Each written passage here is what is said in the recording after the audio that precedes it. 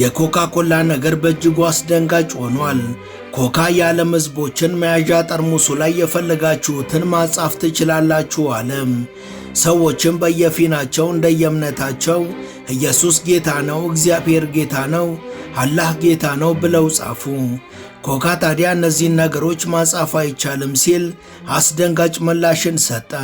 ሰዎችም ቆይ እስቲ ጉዱን እንይ ብለው ሰይጣን ኃያል ነው፣ ዲያብሎስ አምላክ ነው፣ ሰይጣን ገዢ ነው ብለው ሲጽፉ ኮካ ይህንን ማጻፍ ትችላላችሁ፣ ምንም ክልከላም የለውም ብሏል። ይህም የዓለማችንን ሕዝቦች ቁጣ ቀስቅሷል። ኮካ ኮላና አማካሪው ኮርፖሬት ኤዲኤል ለምን ጸረ ክርስትናና ጸረ እስልምና አቋምን እንደሚያራምዱ የታወቀ ነገርም ሆነ የሰጡት ማብራሪያ የለም።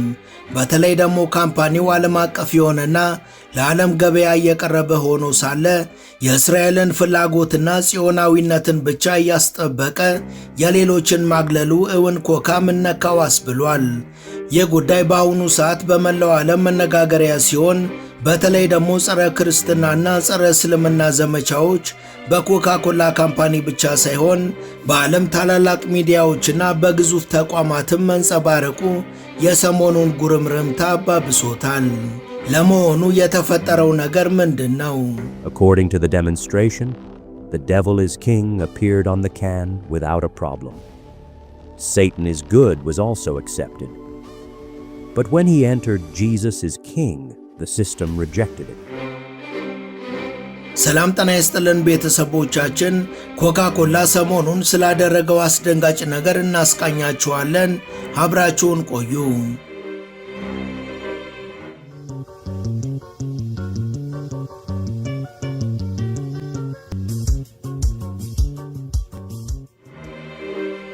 ከሰሞኑን የኮካ ኮላ ነገር በእጅጉ አግራሞትን አጭሯል።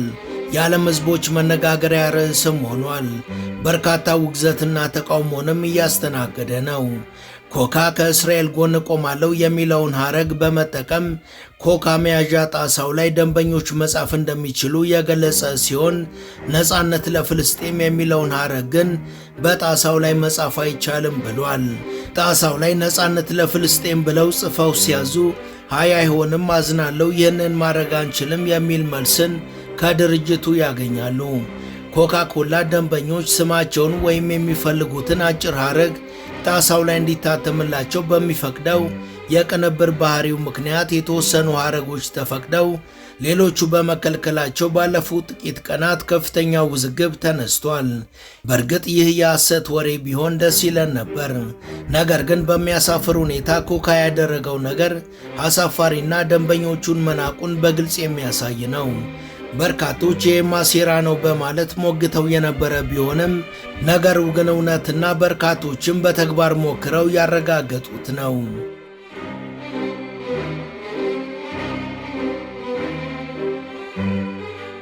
የሚገርመው ብዙ ሰዎች ነገር ሲያጋጥማቸው መጀመሪያ ለመሞከር ያሰቡት ዲያብሎስ ንጉሥ ነው የሚለውን ሐረግ ነበር። ታዲያ የሚገርመው ዲያብሎስ ንጉሥ ነው በሚለው ሐረግ ላይ ምንም አይነት ችግር የለም፣ ምንም አይነት ክልከላም የለም። ከዛ ደግሞ ሰዎች ኢየሱስ ንጉሥ ነው የሚለውን ሐረግ ሲሞክሩ የስህተት መልእክት ይመጣላቸዋል። ኢየሱስ ንጉሥ ነው የሚለውን ሐረግም መጠቀም እንደማይቻል የተገለጸ ሲሆን ይህን ለማስተካከል ጥረት እናደርጋለን የሚል ምላሽም አብሮ ይሰጣል። ከዚህ ጎን ለጎን አላህ አምላክ ነው የሚለውን ሐረግም መጠቀም እንደማይቻል የሚገልጽ ሲሆን በተመሳሳይ ይህንን ለማስተካከል ጥረት እናደርጋለን የሚል ምላሽም አብሮ ይመጣል። ይህም በመላው ዓለም ሕዝቦች ዘንድ ቅሬታንና መከፋትን ፈጥሯል። በርካታ ሰዎች ከያሉበት ሀገር ሆነው ሰይጣን ጥሩ ነው የሚለውን ደግሞ እንሞክር ብለው ሲሞክሩ ሰይጣን ጥሩ ነው የሚለውን ሐረግ ሲጠቀሙ ምንም አይነት ችግር እንዳልገጠማቸውና እንደተፈቀደም ገልጸዋል። ነገር ግን ነገሩን የበለጠ አስገራሚ ያደረገው ኢየሱስ ጥሩ ነው የሚለውን ሲሞክሩ ነው። ሰዎች ኢየሱስ ጥሩ ነው የሚለውን ሐረግ ሲሞክሩ ይህን መጠቀም አይችልም የሚል መልእክት በድጋሚ የመጣ ሲሆን የስህተት መልእክቱም ተመልሶ ተልኳል። ነገር ግን ኢየሱስ መጥፎ ነው ብለን ብናስገባስ ብለው ይህንን ሲሞክሩ ደግሞ ያለምንም ችግር ይፈቀዳል። ኢየሱስ ክፉ ነው ብሎ መጻፍ መፈቀዱም ነገሩን በእጅጉ አስገራሚ አድርጎታል። በርካታ ሰዎችም እውን በድርጅት ውስጥ ምን እየተካሄደ ነው ብለው እንዲጠይቁ አድርጓቸዋል። The first entry we're going to try is I love Satan. No problems with I love Satan. But how about I love Jesus? Now we are going to get an error. እንደሚታወቀው ኮካ-ኮላ በብዙዎች ዘንድ ተቀባይነት ያለው ዓለም አቀፍ ኮርፖሬሽን እንደመሆኑ በተቻለ መጠን ሁሉን አካታች መሆንም ይጠበቅባቸው ነበር። ምክንያቱም ይበልጥ አካታች በሆኑ ቁጥር የብራንዳቸው ተቀባይነት እየሰፋ ይሄዳል፣ ብዙ ገንዘብም ማግኘት ይችላሉ። የተደበቀውና አስከፊው ሚስጥር ኩባንያዎች ራሳቸው የኮርፖሬት ወይም የባህል እሴቶቻቸው ምን መሆን እንዳለባቸው አለመወሰናቸው ነው። ይልቁንም የውጭ አማካሪዎችና የሲቪል መብት ድርጅቶች ብዝሃነት ወይም አካታችነት ምን ማለት እንደሆነ እንዲነግሯቸው ይፈልጋሉ። በዚህ መሰል ሁኔታዎች ኮርፖሬሽኖች ፊታቸውን የሚያዞሩበት በጣም ታዋቂው የሲቪል መብቶች ቡድን የሆነው ኤዲኤል ወይም የስም ማጥፋት መከላከያ ሊግ የሚባለው ተቋም ነው።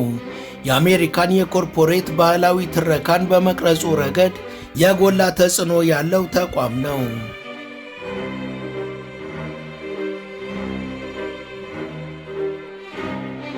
ዋነኛው ችግር ግን ኮካ-ኮላ በእስራኤላውያን መያዙ ነው። ድርጅቱ የቱንም ያህል ዓለም አቀፍ ቢሆንም በእስራኤል የሚመራ እንደመሆኑ ነፃነት ለፍልስጤም የሚለውን ሐረግ የማይፈቅድበት ዕድል ሰፊ ነው።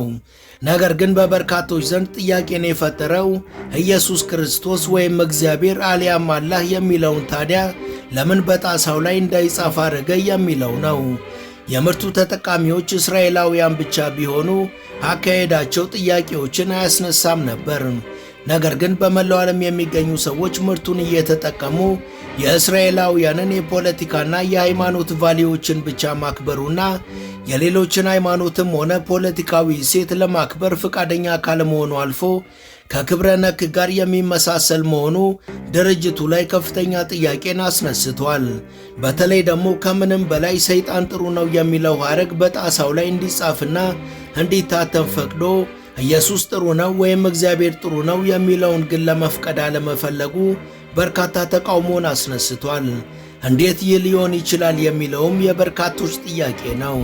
አንድ የዓለም አቀፍ ኩባንያ ይህንን እንዴት ያደርጋል በማለትም በርካቶች በከፍተኛ ሁኔታ ቅሬታቸውን አሰምተዋል። ከወዲሁ ምርቱን በቀጣይነት ላለመጠቀምም እያጤኑ ነው። አንጠቀምም ያሉ በርካቶችም አሉ።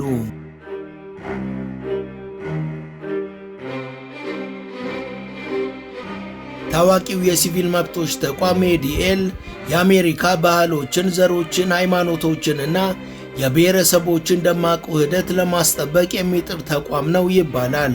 በእርግጥም እነዚህ ልዩነቶች የአሜሪካንን ጥንካሬ፣ ውበትና የጋራ ጥበብን ያጎለብታሉ። በአንድ ላይ ሆነውም የብዙ ማህበረሰቡን ትስስር ይሸምናሉ። ከተቋቋመ 100 ዓመታት የሚሆነውና የስም ማጥፋት መከላከያ ሊግ የሚባለው ይህ ተቋም የጸረ ሴማዊነትን፣ የጽንፈኛነትንና የዘረኝነትን ትግል በመምራቱ ረገድ ግልጽ አሜሪካዊ ጽንሰ ሐሳብን አስጠብቆ ቆይቷል። ዛሬ ይህ ተቋም በአገሪቷ ዋነኛ የሰብአዊ ግንኙነትና የሲቪል መብቶች ድርጅት ነው። ኩባንያው ወይም ድርጅቱ ብዝሃትን ለማስፋፋት በሚያደርገው ትግል ውስጥ እንደ መሪ እንዲታወቅ ከፈለጉ የሀገሪቷ ግንባር ቀደም የኮርፖሬት ብዝሃነት ተነሳሽነት በሆነው በኤዲኤል የኮርፖሬት አመራር ምክር ቤት አባል እንዲሆኑ የሚጋብዝ ድርጅት ነው ብሎም ራሱን ያስተዋውቃል። ታዲያ በሀገሪቷ በጣም ተወዳጅ በሆነው በክርስትና ሃይማኖት ላይ ኤዲኤል ለምን ቅሬታ ያነሳል የሚለውን ጥያቄ መመርመርም ሳያሻ አይቀርም።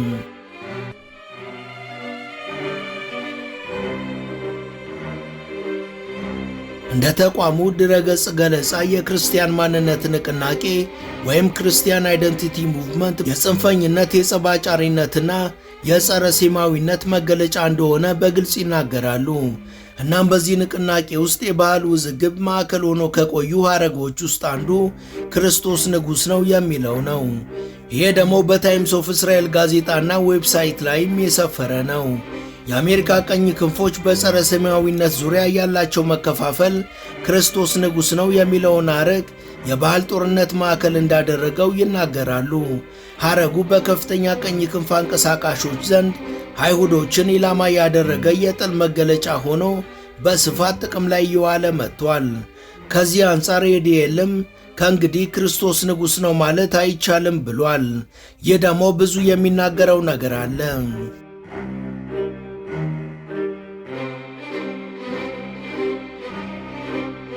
ወደ ኮካ ኮላ ጣሳዎችም ስንመለስ ፎክስ ኒውስ ባደረገው ምርመራ እንዳረጋገጠው ኢየሱስ ጌታ ነው እንዲሁም አላህ ጌታ ነው የሚሉት በዋነኛነት የሚናገሩ የእምነት ማረጋገጫዎች በካምፓኒው ጣሳዎች ላይ እንዳይጻፉ የታገደ ሲሆን እግዚአብሔር ሞቷል የሚለውን ጽሑፍ ግን በሚያሳዝን መልኩ ጣሳው ላይ መጻፍ ይቻላል።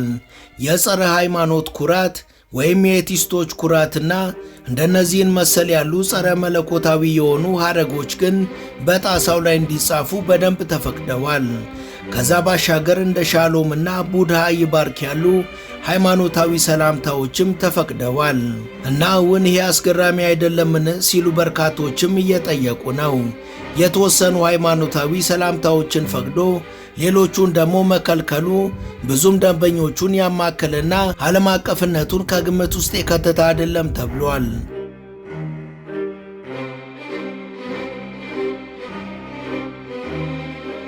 የሚገርመው በአሜሪካ ውስጥ ትልቁ የሙስሊም ሲቪል ድርጅት የሆነውን የአሜሪካ እስላማዊ ግንኙነት ምክር ቤት ወይም ኬር የተባለውን ተቋምም እንደገና በጽንፈኝነትና በጸባጫሪ ቡድንነት ፈርጀውታል። ኬር ድርጅት በመፈክሩ ዋነኛ የኬር መሪዎች ብዙ ጊዜ በግልጽ ጸረ ሴማዊና ጸረ ጽዮናዊ ንግግሮች ላይ ይሳተፋል በማለት ነው እገዳውን የጣለው። ኤዲኤል የአሜሪካንን የሲቪል መብቶች ከመጠበቅ በላይ የራሱ የሆነ የፖለቲካ አጀንዳ ያለው ይመስላል።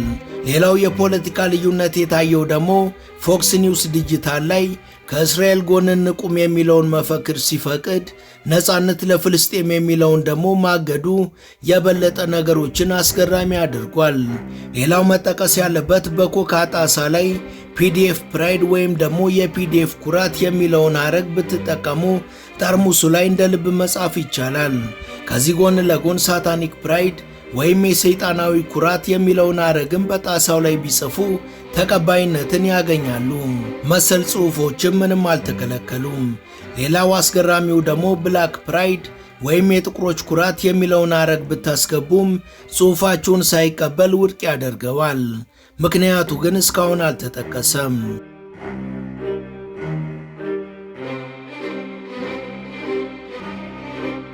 ኤዲኤል ተቋም ቀደም ሲል የሚታወቀው እንደ ቤቢ ኪለር ወይም ሕፃኖችን ገዳይ አሊያ ደግሞ ፒዲኤፍ እና ግሬፕስ ያሉ መፈክሮችን ጸረ ሴማዊና ጸረ እስራኤል ይዘት እንዳላቸው አድርጎ ፈርጇቸው ነበር። አሁን ግን እነዚህን ነገሮች እያበረታታ ነው። ስለዚህ እነዚህን ነገሮች አሁን ላይ ቢቃወሙ እርሶን ጸባጫሪ ብሎ ይፈርጆታል። እናም ተቋሙ የእስራኤላውያን እንደመሆኑ ፒዲኤፍ ፕራይድ የሚለውን ካልፈቀደ እስራኤልን ይጠላል ማለት ነው። ኮካ ኮላ ደግሞ በእርግጠኝነት በዚህ ሊከሰስ አይፈልግም።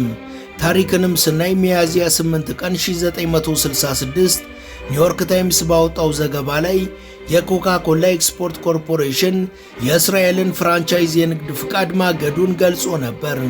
በምላሹም ኤዲኤል ኮርፖሬሽኑን በጸረ ሰማዊነት ከሶታል።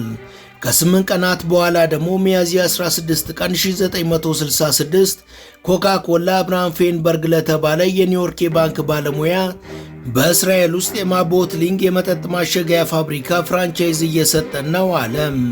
በወቅቱ ኤዲኤልም ይህ ሂደት ለእስራኤል ታላቅ ድል መሆኑን አውጇል።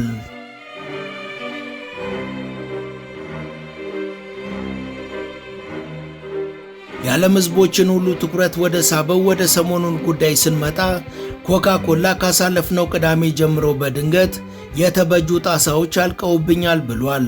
ነገሮች የሚሄዱበት መንገድም አስገራሚ ሆኗል። ሁለቱም ጸረ ክርስቲያንና ኢስላሞፎቢያ ማለትም እስልምናንና ክርስትናን የመጥላት ንግግሮች በጣም እየተስፋፉና በተለያዩ የሚዲያ አውታሮች ላይ ሳይቀር የሚቀርቡ ሆነዋል። ይሁንታንም አግኝተዋል።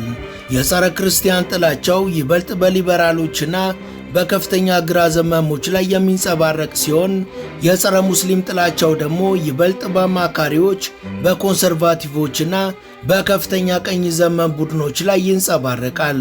የዚህም ውጤት አሜሪካ ምንም እንኳን የሃይማኖት ብዝሃነት ቢኖራትም ጽኑ ሃይማኖቶችን እንደምታወግዝና ከነሱ በተቃራኒ ለሚቆሙ እሳቤዎች ግን የተሻለ ቦታ እንደምትሰጥ ያረጋገጠ ሆኗል።